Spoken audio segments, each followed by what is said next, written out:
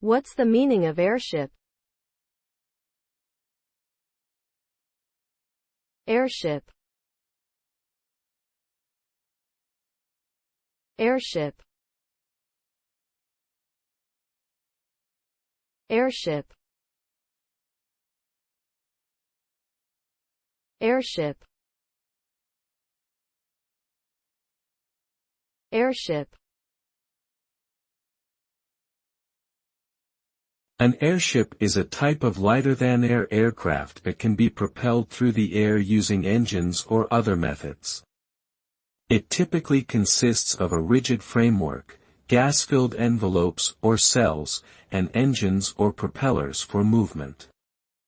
Airships were first developed in the late 19th century and have been used for various purposes such as transportation, reconnaissance, advertising, and entertainment. While they were once popular, airships have largely been replaced by airplanes for practical purposes due to their cost, limited speed, and susceptibility to weather conditions. However, they remain an iconic symbol of early aviation technology.